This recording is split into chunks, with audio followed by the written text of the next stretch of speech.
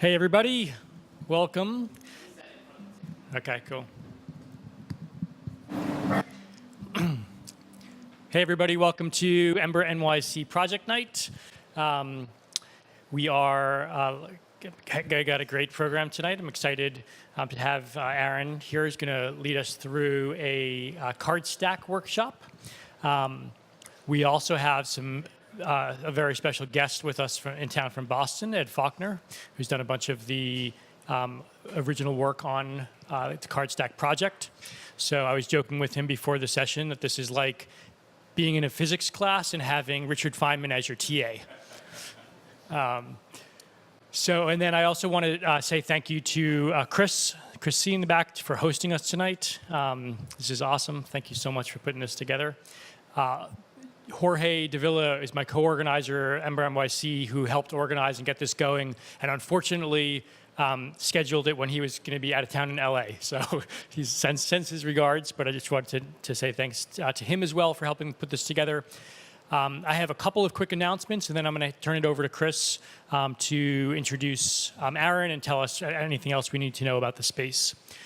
So two announcements. Number one is Ember NYC related, which is we are generally on the fourth Thursday of the month. I am currently without a speaker for this Thursday. Not this Thursday, rather this month, so June 22nd. I'm confident that if we have a speaker, I can wrangle up a venue. So if you or one of your friends is interested, let me know. We'll see what we can put together. If not, then we'll probably do a bar night and get together and chat over drinks. The second thing is another tech organizing thing that I do I wanted to share with you all is Guruko. So Guruko is a New York City volunteer-driven conference in its 11th year now. It's happening June 24th here in New York over at Pier 60. It's an awesome event.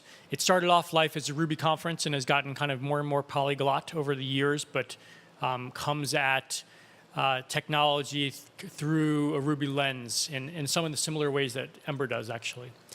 So I think if you're here tonight, there's a good chance you would really enjoy Guruko. And there's a discount code for Ember NYCers. It's Ember NYC, and that's good for $100 off your ticket. So with that, thanks again for being here tonight, and I want to introduce to you our host, Chris C. Hello, everybody. Thank you very, very, very much for coming. Today, we're going to talk, I think, about Cardstack, I believe.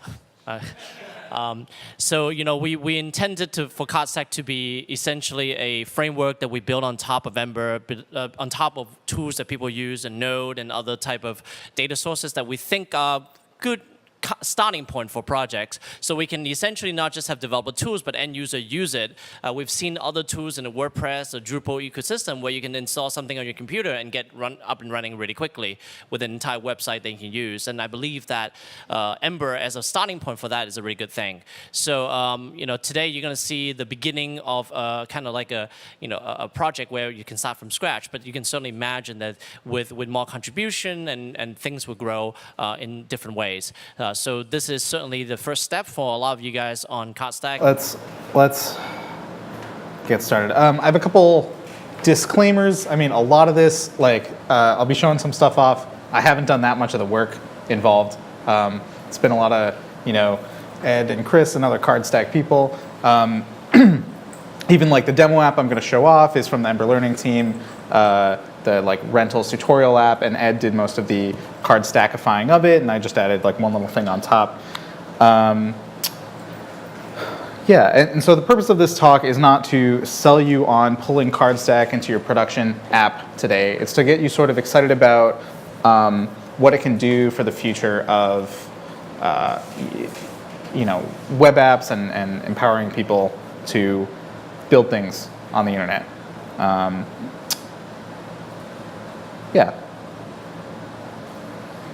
So, before we get started, I want to gauge the room a little bit. Who thinks they're really solid on Ember? They work on it all day and that kind of stuff. Yeah, okay, most people. Anyone feel like they're rusty or inexperienced with Ember? Okay. Got it. All right, I'm going to assume everyone who uses Ember, which is everyone here, is using Git. Yeah, all right, what about how many of you, when you're using a library and you're having trouble with it, regularly dive into the source to understand what's going on? Yeah, okay. Who thinks that's a little scary and doesn't really do that? Does the source include the test? Does the source include the tests? Yeah, sure. Yeah, for sure. Yeah, I think tests are a great way to write documentation for stuff. Okay. So, what and why is Cardstack? I kind of think of it as this evolution. Like, what is HTML? All right, it's when you want to present information on the internet, right? When you pull in JavaScript or maybe a light library like Backbone or React, it's when you want some more interactivity with that information, maybe when you want to save it back somewhere. When you pull in Ember, that's when you want to avoid resolving a lot of the problems that a lot of web developers solve frequently, right? So then when do you pull in Cardstack, it seems to me that the idea is when you want to avoid solving a lot of the problems that other development teams or other businesses have already solved. So how can we, have a lot more of web apps just done off the shelf? I think that's kind of what Cardstack is. Some of those problems are how can non-developers update information and content on your website, in your web app? How can you experiment with content, with configuration, with layout before you push that onto your live app? How can you experiment and get feedback, especially for less technical people? How can you sort of integrate the workflow of many different people who do many different things? If you have an illustrator, if you have a writer, if you have an editor, and these people all need to work together to create things, how do you let those people work together effectively, even from different cities or online? There are kinds of aspects of Cardstack which solve almost all these problems. How can we ramp up new content creators effectively, right? How do we make it an intuitive interface to new team members? How can we make a new, better system but preserve all the investment we've made in older data and older systems, right? And how can we spend less money on development now without limiting our flexibility and our options for the future? So all those things I just said are kind of like why content management systems exist at all, ever, and there are a few out there. So like, what advantages does Cardstack provide, above a WordPress or something? I'm not really an expert in that either. I've never really used WordPress. I've just heard many people talk about it. And I've recommended it to people where I knew hiring a developer to build an Ember app was not the right way to do it, right? So, but what advantages does Cardstack provide? Disclaimer, I think, just goes before all these.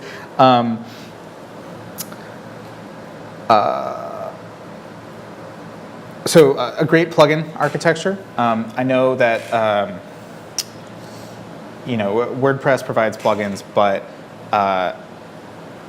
they're much more sort of widget-based. You can include sort of a sidebar with recent tweets or that kind of thing. But Cardstack plugins are Ember add-ons, so you can provide flexible components and tools that you can use anywhere in your app. And there's also a lot of baked-in support for some things that WordPress doesn't have natively. So I mentioned experimenting with content and before you push it live. So Cardstack does have the idea of branches baked in, of sort of separate forks of your content and configuration that you can work on individually. It has support for disparate data sources, so you can pull in data from your legacy systems as well as a new database, and some other things. So let's see. Let's walk through just a Cardstack app I've got running here.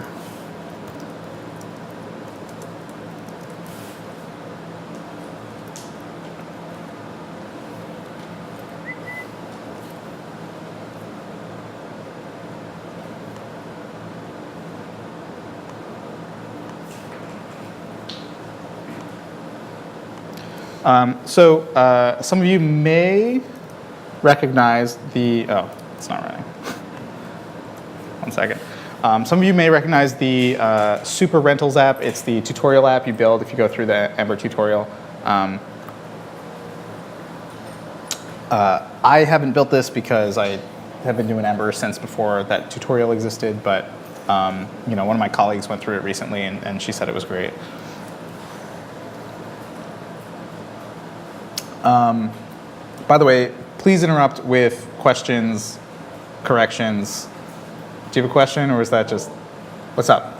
Yeah, I just, we are trying to run the server. So you don't need to be running the server right now.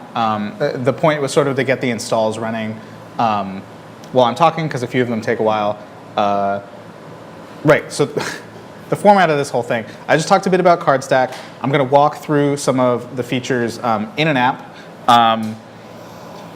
I was going to walk through adding one feature to this app that uses a few Cardstack features, and then I was going to put up a few suggestions of things to build with Cardstack, a few small extensions to this app, and we can split into groups and work on that. So you don't really need it all running until the end of the talk, and then there'll be plenty of troubleshooting.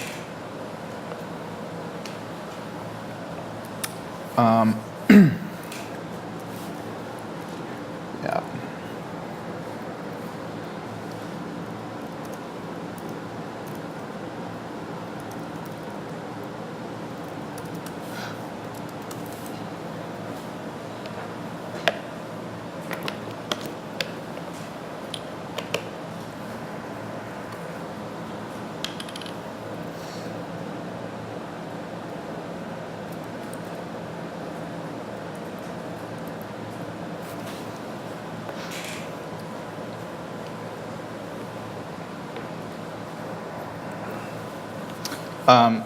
All right, so if you haven't seen this app before, it's pretty simple.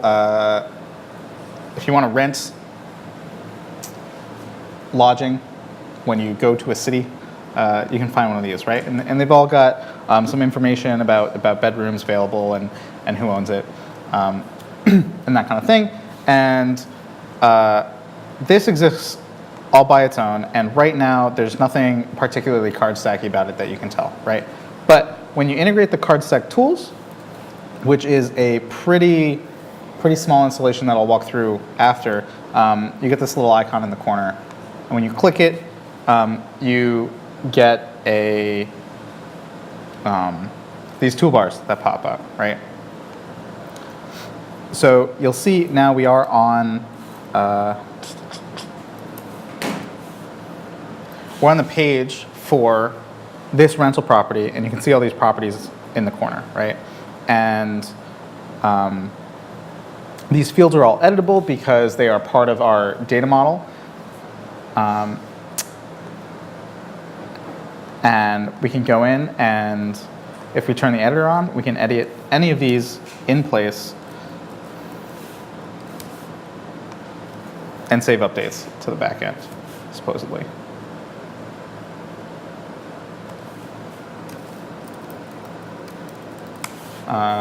Ideally, you shouldn't need to do this, but this is just a problem I ran into and the fix I found. So,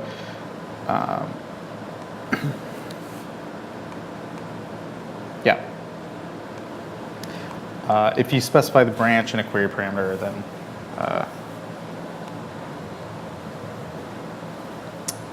things happen.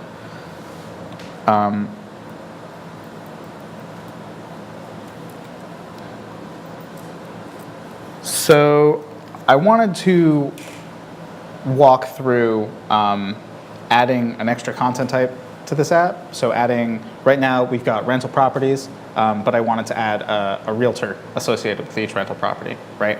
So, well, okay, so let's talk about, obviously this is an Ember app, right? So it's a client-side rendered JavaScript app, but there's also a server component serving the data here, right? And that is the Cardstack Hub. Let's see.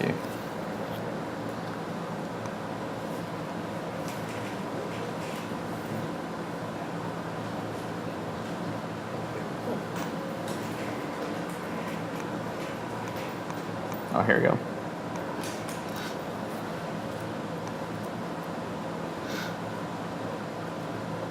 So if we want to see the list of all the types in our app, right, all the content types, we can just make a call for our content types. And here you can see all the built-in Cardstack content types, as well as near the bottom, we've got rentals somewhere.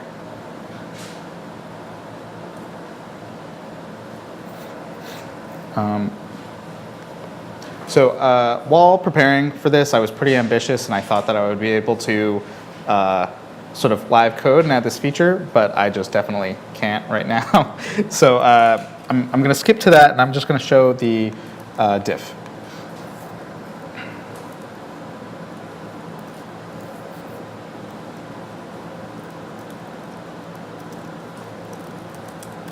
Aaron, is the server a separate process that we're running, or is it part of the same? So When you run Ember serve? yeah, great question. When you run, so the Cardstack Hub uses the server middleware feature of Ember CLI, so that when you run Ember serve, it starts up a JSON API server in the background. That's also a separate executable you can deploy to a server when you deploy to production. But when you Ember serve on the same port 4200, you can make API calls. And those are all with the Cardstack endpoint here, right? So you'll see, yeah, Sam, what's up? Sorry, do you want to finish? Um, Well, it was just about it was about the hub and the branch. It was when you put branch master in. Yep. Can you talk a little bit about that? Is that what Ed was talking about in his talk? It's using Git. It's actually using Git. It's like this data right here that we're looking at is going to Git. So, Also, I can't figure the question that people want to hear. right, yeah, great. So Sam saw I was using a branch parameter in the URL, and he's heard mention of the Git backend of Cardstack. And so branching is an idea that the Cardstack Hub has independent of Git, and various backend data sources can supply a branching mechanism. So the Cardstack Git backend, the Git data source, uses Git branches to supply that. But if you had a Postgres backend, it could have a staging branch that went to one database and a master branch that went to your production database or something like that. But the idea is that the content that's in the CMS is all, it basically follows the same branching model that Git does. I mean, from a mental model perspective, that your content lives in branches, and so if you were to like publish a new post to the home page, you could publish it through branch first, send that link to your team, and then once they approved it, like put it to master or whatever. Basically. Right. I mean, I don't think the idea of merging branches is necessarily built in, but just the idea of having separate versions of your content. I see. Yeah.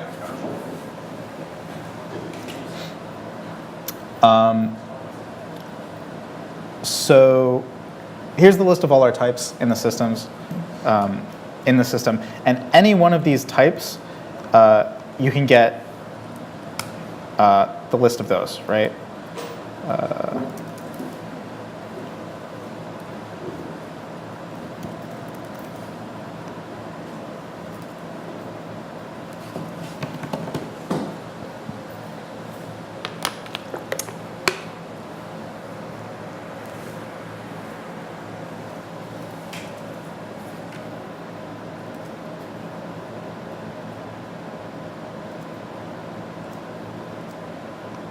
Here we go.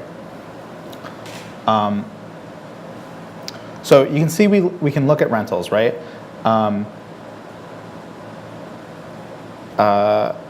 Actually, let's look at the content type for rentals.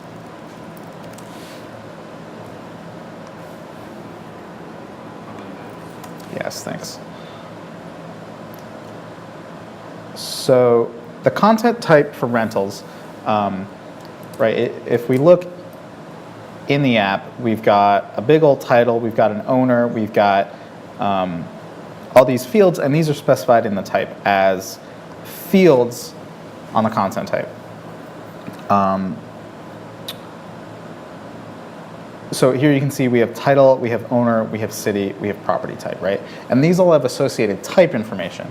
So if we want more information about the title field, we can look at fields title, right? And so title is a field which is of type string. Yeah. So is title the thing independent from a rental? It is, yeah. So I haven't wrapped my head around exactly why, like what the reasoning behind that is yet. You reuse title across You can, types. yeah, you can. I mean, let's see. Can a card stack? Yeah, I could comment. Partly that's because of the way, well, for one thing, Elasticsearch, which is, and we can talk a bit about why Elasticsearch is in there, but the very short summary is it's really useful to have a fully powered search engine backing a lot of aspects of the system. And once you've got one, you find many uses for it that you might not have reached for if you didn't already have one. But Elasticsearch itself is deliberately makes fields cross content types, and that lets you do clever things like when you search for something in a field, it doesn't have to be in just one content type, right? So it actually kind of enforces a little bit of schema across all of your things. An area I would like to work on a little better is namespacing, particularly some of the built-in field names that might be really nice names you want in your app, right? Because there is a bit of contention for them. But I do think like app-level fields, it makes a lot of sense to have them unified. And if you look at a system like Drupal, for example, which is a really battle-hardened CMS, they've reached the same conclusion. Fields there are independent of their content types. And if you want to reuse an existing field on a new content type, you're really just linking. You're not creating a new one. It has some nice properties to it. So a great example of that would be like a tags field, right? Exactly, yeah. And then you could search all tags across all content types, and it has a fixed semantics. Yeah. Cool.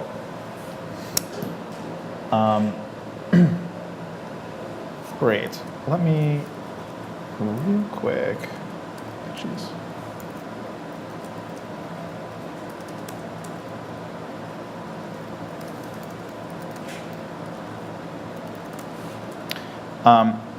So the branching we mentioned earlier, right?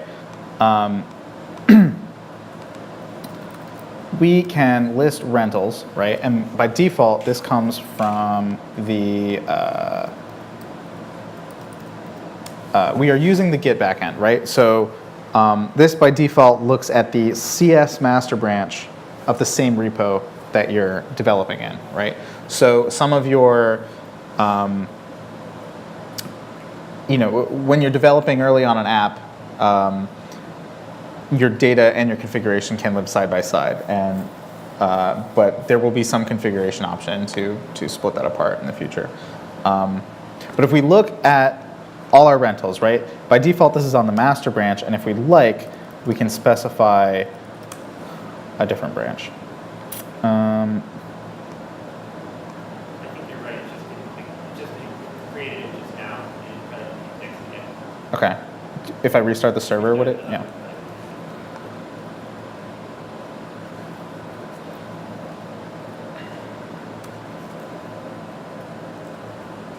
While this is starting, can you just talk about the back end? Like, Sure. as a node equivalent in your Yeah, sure. So Cardstack Hub is a server application, all right? And it is very plugin based, so there are all sorts of features you can add, right?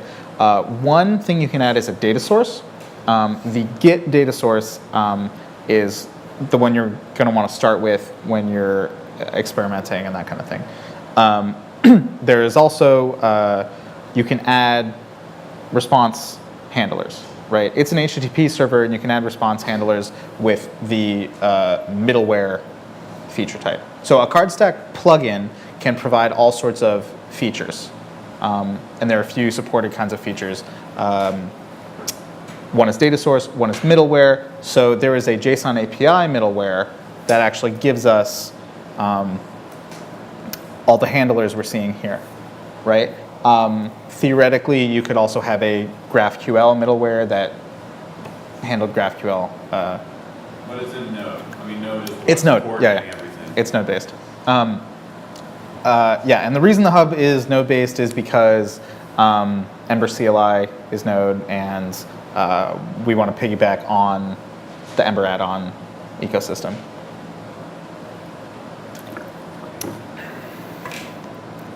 So now that the server has started up, I made the draft just by forking from the master branch.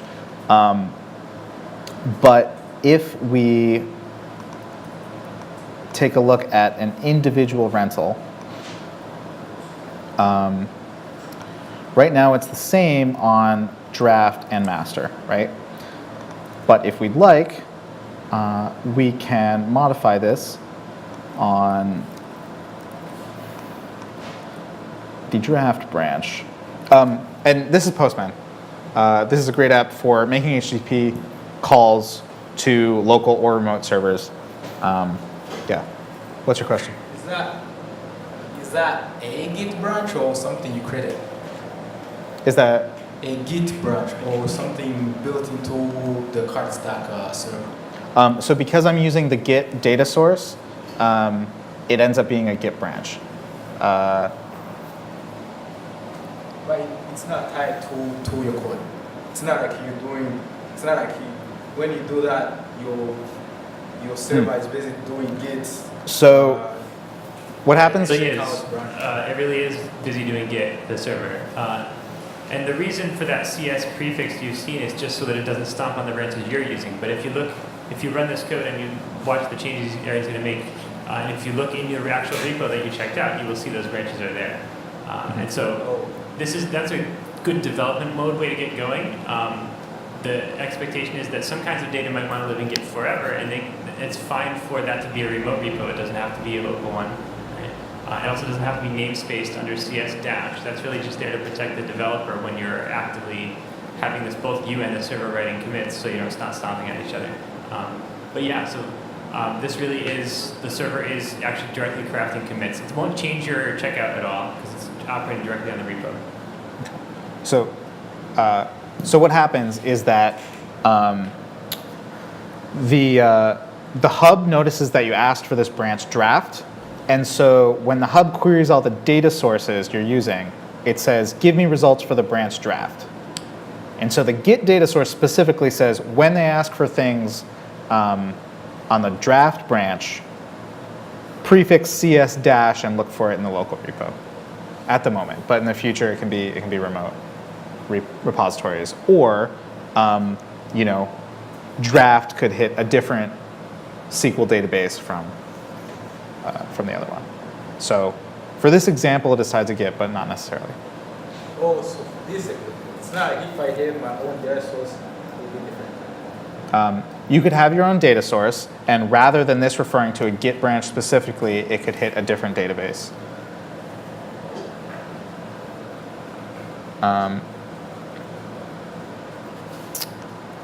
Yeah.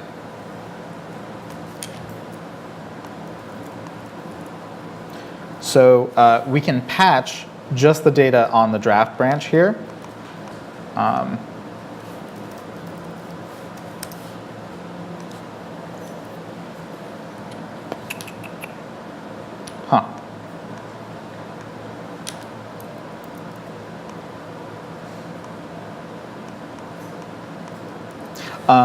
So something to mention is you may have noticed this meta section and the response we get back. here, these are basically Git SHAs. So the Git backend can notice if you are trying to update an out-of-date version of your data, and it can respond with a merge conflict. But if you pass it the most up-to-date version along with your request, it knows that you asked recently and that your change is valid. And basically, any change that Git can automatically merge will go through well. So I think that what happened was I copied the one from the master branch, which has different Git SHA or something.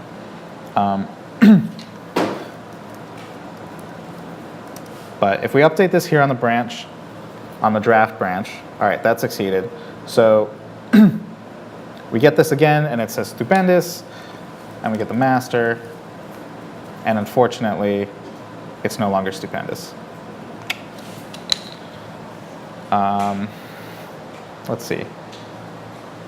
Luke. Did you have to create specific? Did you have to create that draft branch in some specific way, or you just added the query param and it appeared? The branch had to exist locally So you first. And you did that in the command line.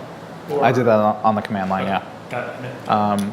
Basically, it's looking for data under a specific folder, and if there's data there on that branch, then it will use it. So we can actually show, I made that branch, I made that change on the draft branch, and if we look at the latest commit on that draft branch,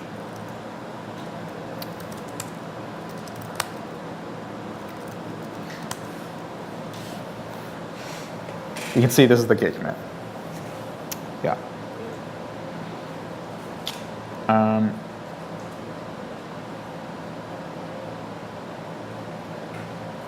Yeah, let's, I seem to be handling questions a little bit better than self-driving. Yeah. Yeah. Thanks, dude. So the Git that's storing the data for the CMS is the same Git repo that's storing the code, application code? It is in this example.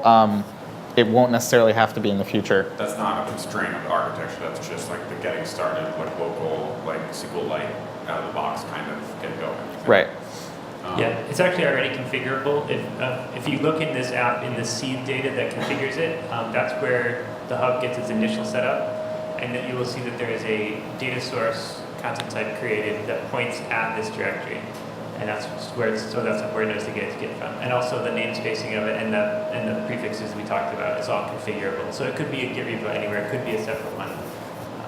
But the branching, the notion of branch, like if I'm somebody using Cardstack, say I'm a product person at a company, part of me using Cardstack successfully is going to be learning and understanding how branching works at a high level. Like that's going to be a concept regardless of whether you're using Postgres or Git repo for your content storage. Yes, correct. Design-wise, I think the term we want to go with is not necessarily branch, because you're right, exposing the full power is a bit too far.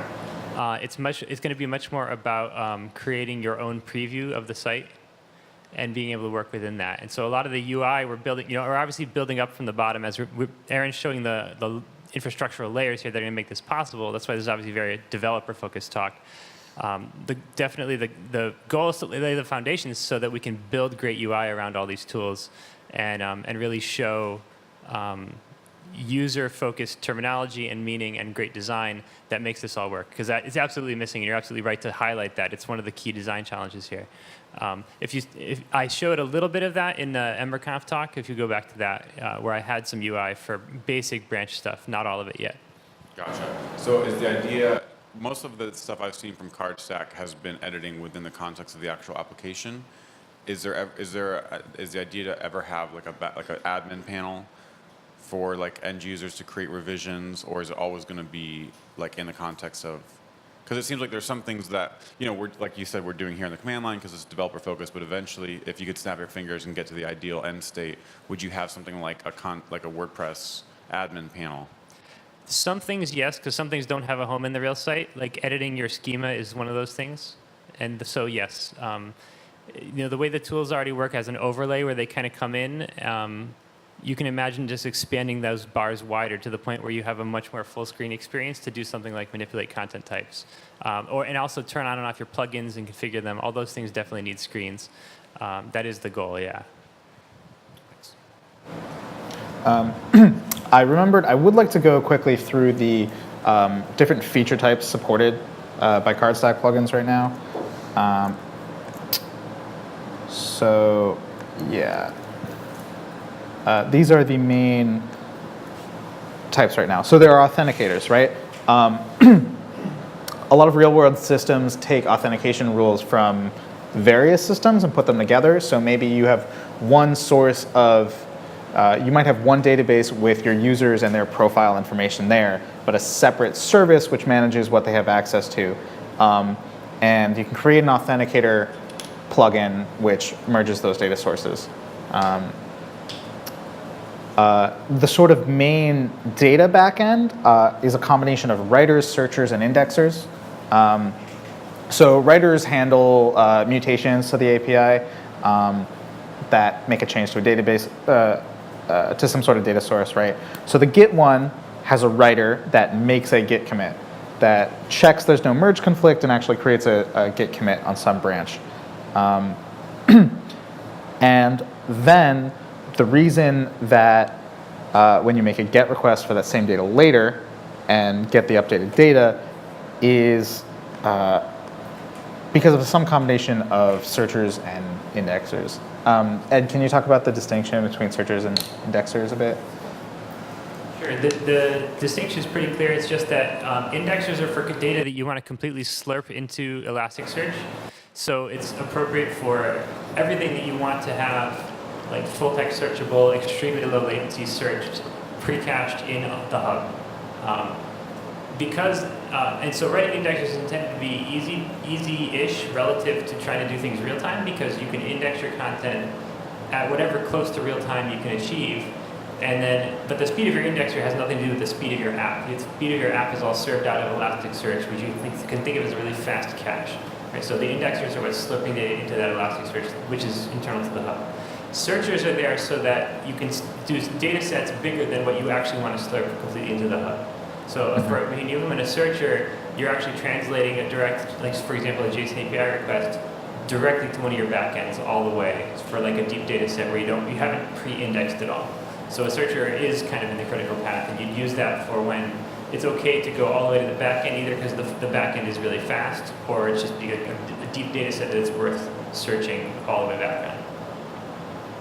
Cool, thanks. Another feature type that plugins can provide are field types. So you saw in our app we had some simple string fields, and you can have sort of number fields out of the box. You can have simple belongs to and has many relationships. But you may want more complex things. One example is mobile doc. Can I get quick hands? How many people are familiar with mobile doc? All right, around half. Mobile doc is sort of a storage format for like rich web content. It's sort of addressing some of the problems you get with WYSIWYG. What you see is what you get editors online, where you drag an image in or something, but the HTML that you usually get out of those can be sort of messy, and it's different based on which editor you use, and things will happen like,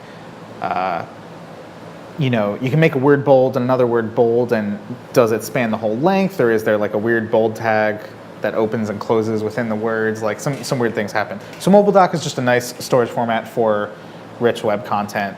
And the Cardstack mobile doc plugin provides an editor which has some keyboard shortcuts. So we don't have one of them here, right?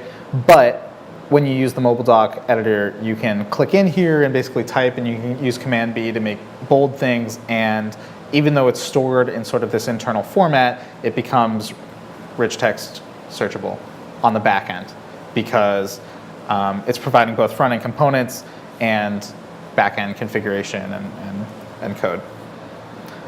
You can also supply constraint types.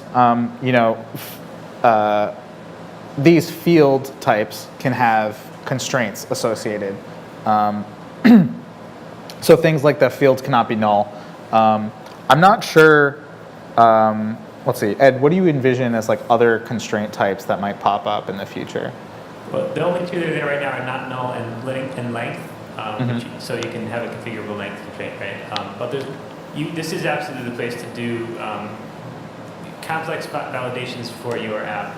Password complexity, maybe? Yeah, potentially password complexity, though maybe yes, that's a good example.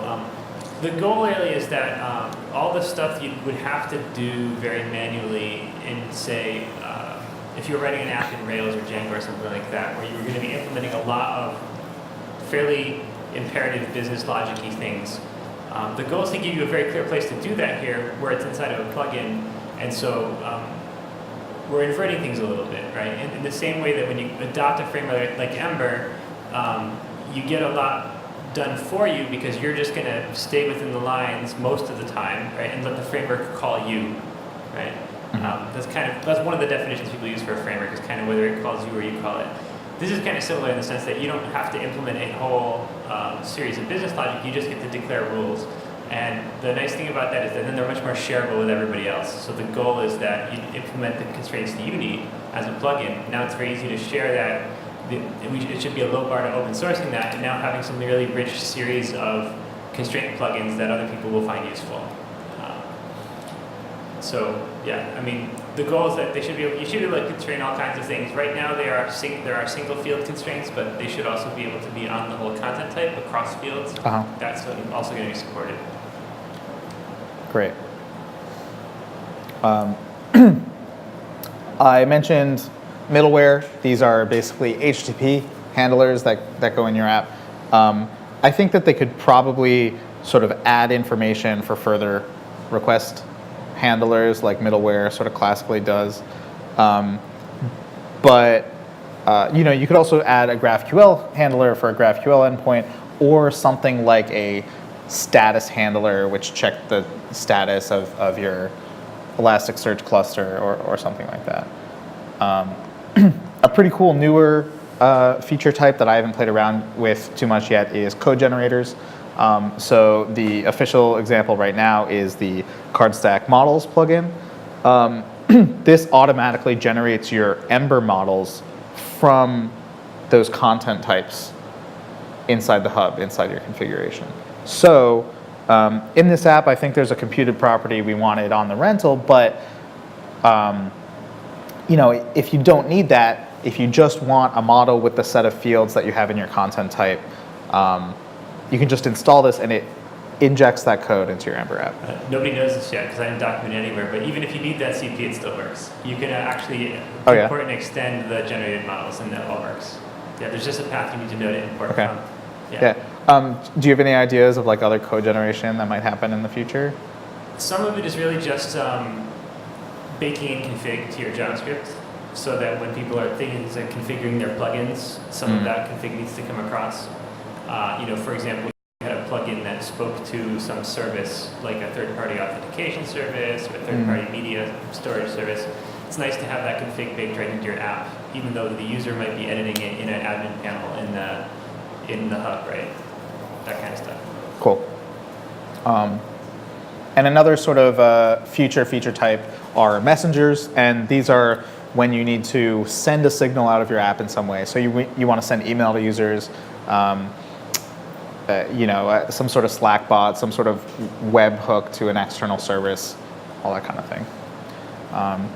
Any questions on any of those features or anything? Yeah. Question is about adoption models, and maybe too early for this, I'm not sure. But if I'm a company that has an existing database, maybe an existing CMS, maybe we don't have a CMS but we need one, are those folks candidates for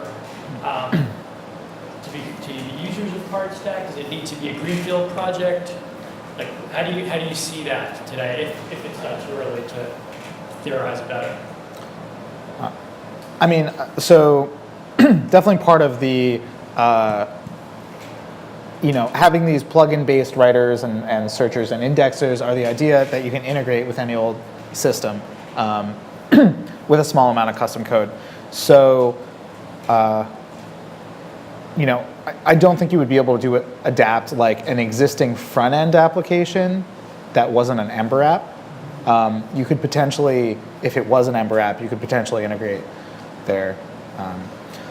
Yeah, I would just add that one of the unique things about the hub is that it doesn't have its own. It doesn't own any database. It doesn't want to, and so that means that you're not a second-class citizen when you're integrating some other database or some other data store, whatever that store is. They're all equal. There can be many of them, and the way they're queried from the front end is all uniform. That's part of the pitch for the hub. One way to think about it is that, in Ember data, we implement adapters that let us talk to very diverse different backends with a common front end API, right? With common app-facing API. The hub's own plugins, the writer, searchers, indexers, they really are just the same adapter pattern but pushed back to the server so that all your communication between the Ember app and the hub can be very uniform and fast and idiomatic. And then these plugins can take care of smoothing over the differences to your various backends. So it's very much designed for adoption in non-greenfield environments. It all grew out of real projects like that. And the same goes for the authenticator plugin capability. Like, that's the stuff you really need. Those are the barriers you get on a non-greenfield project. Like, the new front-end thing needs to integrate with our existing auth. It needs to have access to our existing data. That's very much intended to be the story. And as far as kind of the right adoption path today, with it being young and new, is really for the folks in this room who are already writing Ember apps and need to begin to add some of these features. That's a great story for adoption because it lets you build up gradually through these capabilities. So, it very much is intended that if you have an Ember app today that's working, but you want it to have more dynamic capabilities and more editability by a larger team of people, a larger set of people who can do it, you should be able to NPM install your way up to whatever the full latest Cardstack experience is. So that's why it's broken into so many packages. If you want to do your own routing, you don't add the Cardstack routing. If you want to do your own models, you don't add the Cardstack models. If you just want the field editor components, you can do that and have it. You don't use the hub backend at all. All those things are intended to work. Cool. One follow-up question to that.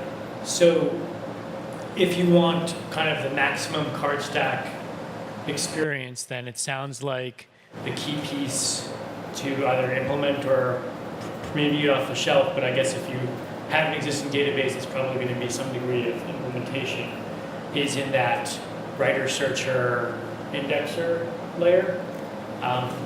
Is there, how would I go about, where would I go to look to see like what's that API look like that I need to implement? Sure. So right now, the best place to look is the most complete implementation of an indexer and writer is the Git one.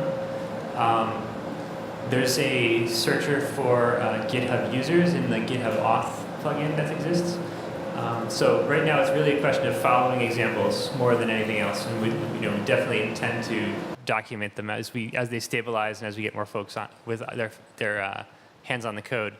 I will also add that the goal is to grow a nice set of plugins so that something like a Postgres backend, a MySQL backend, a Mongo backend are pre-existing plugins already, and so that they'll have configurability so that you can, for example, like say which of your tables you actually want to include, and if you want to rename any fields and things like that. But that should be the level of complexity needed to integrate to one of those systems. You shouldn't have to go. You'll have to write one of these if you're integrating to something very bespoke or some proprietary enterprise management system, right? Then it would be more expected to write your own from scratch. But if it's one of the open source existing databases or even like an Oracle, we should have a plugin for that. Would be the goal. Yeah. sorry to keep pushing on this. One more question, if it's okay, which is that following that scenario, I've got an existing database. let's say it's Postgres, got a bunch of tables, and nice, data modeled, normalized relationships, et cetera. It's unlikely, in most of those databases case that I'm going to have any idea of branching or versions or anything like that. How much does Cardstack kind of require those concepts versus not? And how would that? How do you They're see that definitely working? optional, right? I mean,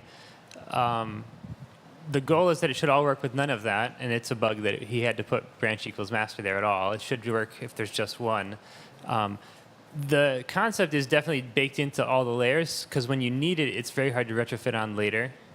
And also, most sites do definitely end up, like, by the time you reach a certain scale, there's a staging site and a prod site. Like, there are different environments, at least, and maybe you can call them that. Like, environment is such an overloaded word that we use in programming, so there's not a lot of good choices for that word. Branch is actually too specific, because it's true that it's a Git branch if you're using Git, but we're just using that word for your different environments. And so if you think about the database config in a Rails app, it tends to list multiple environments and different database credentials. That is actually how you'd configure the Postgres data source plugin. You'd say, if the user's talking about master, that means this database. If the user's talking about staging, that means this database. And what that would let you actually have UI to switch between those environments in your website, so that you could actually send somebody a link that shows them the staging version of a page, right? And compare it with the current version of the page. Thank you.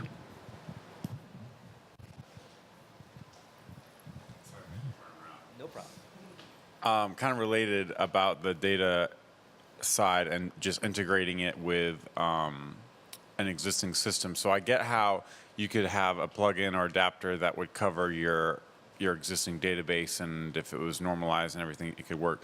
What about the server code you have that might land outside of Cardstack's responsibilities? Because stuff like this I think is really exciting. Firebase, really exciting, but it always feels like a one size, it feels like you have to take the whole thing or none of it.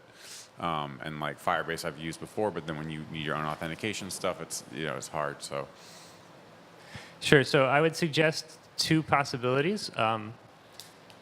Probably the most robust is that the hub exists to be a fusion of many other things, right? And it's the data sources that it talks to can have arbitrary code behind them. So as far as it's concerned, if it goes to create a new thing, that could trigger a whole series of business logic. Yeah, it could be. So your existing server code, your existing API endpoints can just be another backend behind the hub.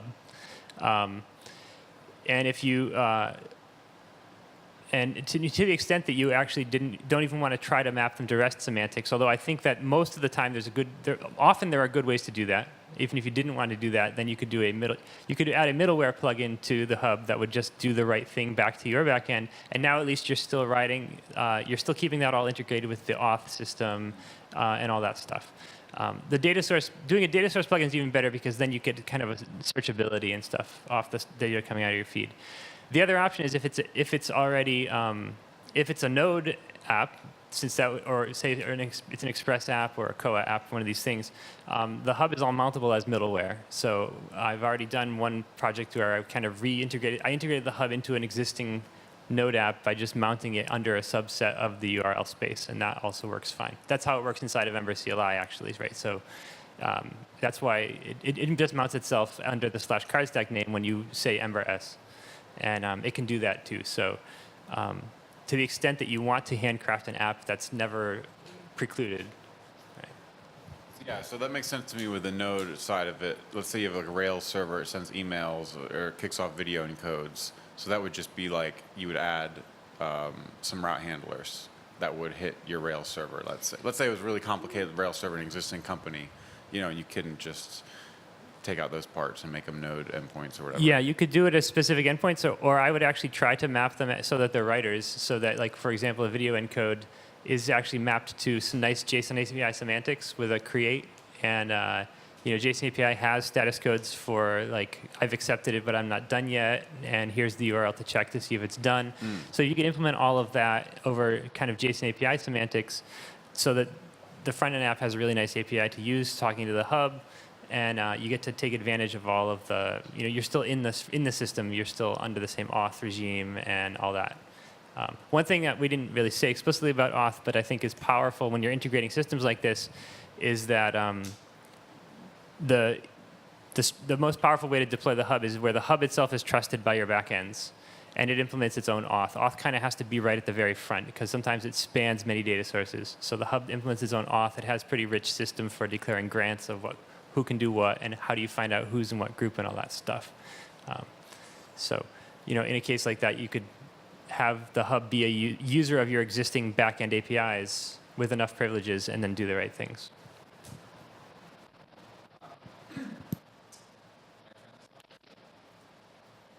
Yeah, okay, there we go. This is meant to be a project night, so I'd like to, at this point, just suggest a couple individual tasks that you can, I don't know that I've prepared you to do this, but I figure we jump in and a few of us can walk around answering questions. I suppose to the beginning of this list, I should just say get the app running, because that might take a while for people. But I'll leave these up. These, I think, are a good sort of example of the kinds of things, you might have a Cardstack app out of the box, and these are the kinds of things you might hire a contract developer to sort of build once and then provide value for a while.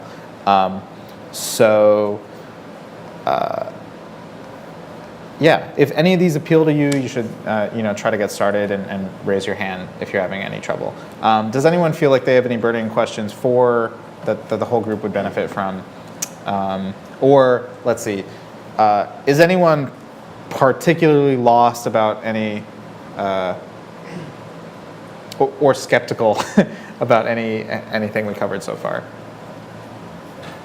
Yeah. We go through one example. Let's say making a copy of the About Us page editable. I think it would take me a while to get through that, so I'd rather split. I can help you get to that. I mean, the idea I had there was just you would create a new content type for those in some way, like maybe a pages content type, and they would just have a body field. So it would involve making a new content type, and then integrating those pages with the Cardstack components and stuff. So, yeah. Thanks. Could you put the installation instructions in? Sure. Yeah, I will put these two things together.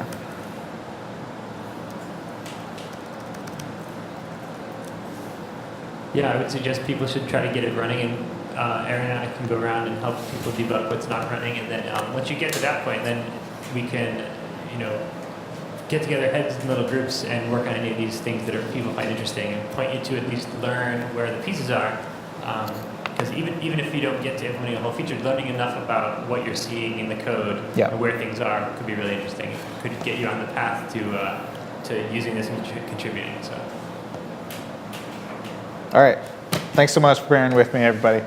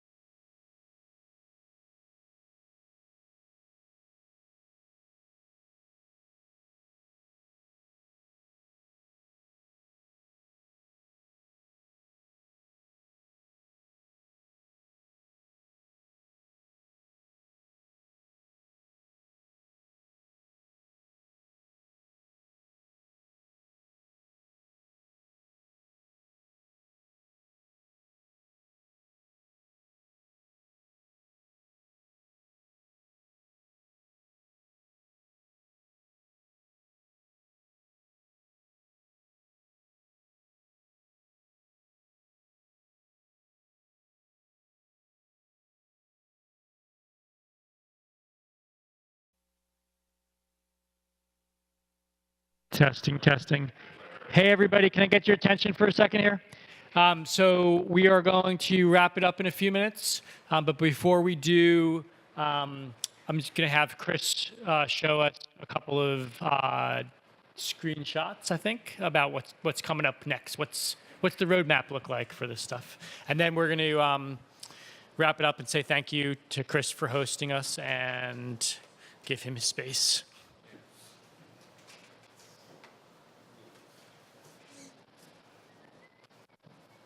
Alrighty, so it's been really amazing to see such a big stack and kind of attract attention of people willing to plow through, which is a pretty steep hill, but there's a beautiful vista on the other side that is not Windows Vista. It's the Windows 10 quality thing. So what I want to show you guys is some of the kind of visual design that we're working on to kind of make this even friendlier for end users. So there's really two types of templates or CSS in a Cardstack project. One is that's controlled by the web developer who's creating the feel for a certain site or a certain app. The other one is the administrative aspect, the forms, the drop-downs, and we're focusing on creating this kind of advanced pro feeling theme that you can just go ahead and make something, add your schema, and it would be editable and create the drop-down for maybe using a calendar control from one of the Ember add-ons or Power Select and stuff like that. So we're trying to, out of the box, give you really good tools, and once you do it declaratively, you get all these amazing interface, not just the liquify aspects of it, but also. So let's take a look at the slides. Hassan? Okay. Yeah, can you press one?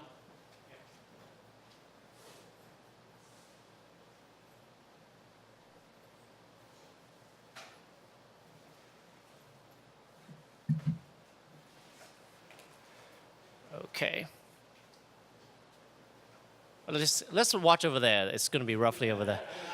That's the program, but it's about 3 seconds delayed. The first thing, I have to be very slow. Is it happening? Oh, the next one. Okay, so this is the new theme. We used the Cardstack kind of the darker blue color and created this beautiful kind of frame. So once you have the squishable container and you have the edible thing, this is kind of the basic flow. And as we have add more declarative features, then we can create more controls and switch on and off. And that's available to anybody who uses it. And then we're also working on, what's the next slide? More mobile doc integration. So I know that the 200 creative people on the other side. So really trying to allow you to rearrange both structurally within the page itself, but also using the kind of the list control on the right side to create better structure and stuff like that. A lot of this stuff is already existing, but for a client project, we will extract that for basically state-of-the-art content editing, and anything that's added to mobile doc, we'll try to put it into Cardstack as quickly as we can, because this is awesome stuff. You know, we don't call it Cardstack without actually thinking that this is about cards. I think, did I go back to the previous slide already? Yeah, so we wanted you to be able to kind of shape how this card looks if you're doing it distributed within your site on the tile on the homepage. You can decide how you crop it. So when you're creating this content type, you can also add some instruction about how I'd like to crop this image so that it fits very nicely in the tile. So when it's homepage or on the newsfeed, it will look well.